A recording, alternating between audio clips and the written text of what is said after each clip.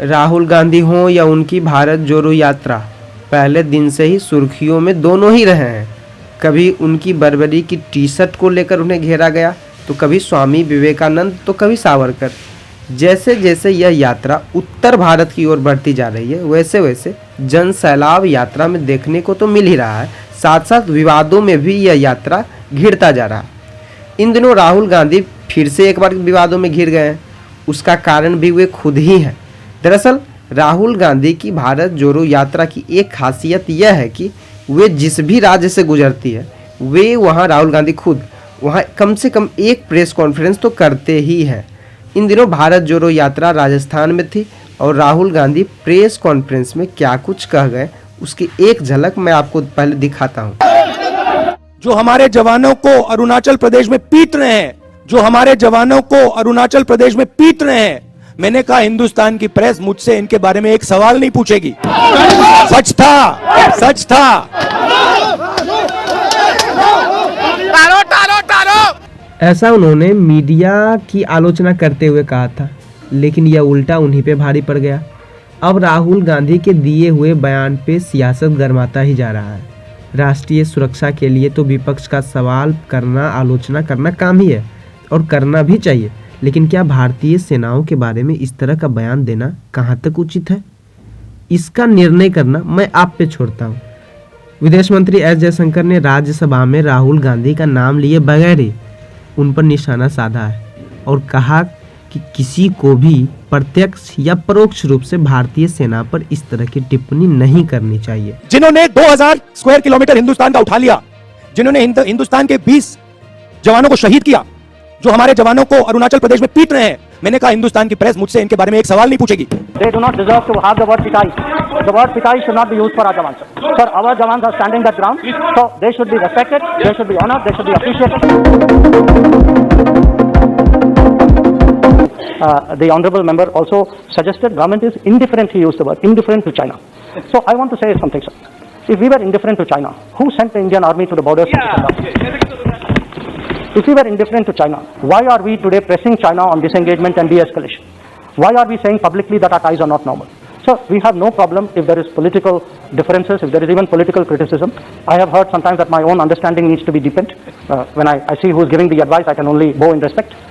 But I think we should not directly or indirectly criticize our jawans. Yes. When our jawans, sir, are standing, sir, our jawans are standing, sir, in Yangtze, in Yangtze at 13,000 feet.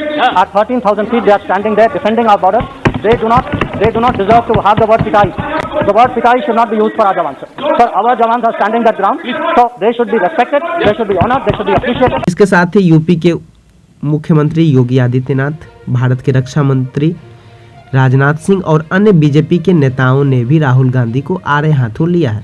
अब इस विवाद की गूंज राजनीति से लेकर मनोरंजन जगत तक सुना जा रहा है। आइए आपको इसकी एक झलक दिखाते हैं।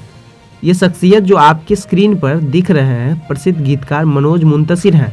दरअसल भोपाल के रविंद्र भवन में आयोजित एक कार्यक्रम में इन्होंने राहुल गांधी और सोनिया गांधी के बारे में जो कुछ कहा, ये सही है या गलत, इसका निर्णय करना भी मैं आप ही पे छोड़ता हूँ। कुछ लोग मनोज मुंतशिर के विरोध में आ रहे हैं, तो कुछ उनके समर्थन में भी उतरे हैं। उन्हीं में से एक शख्सियत जो कि लेखक हैं, कश्मीर और कश्मीरी पंडित किताब इन्हीं के द्वारा लिखी गई है, अशोक कुमार पांडे जी हैं। उन्होंने एक वीडियो शेयर करते हुए क्या कुछ कहा, आइए वह भी मैं आपको सुनवाता हूँ।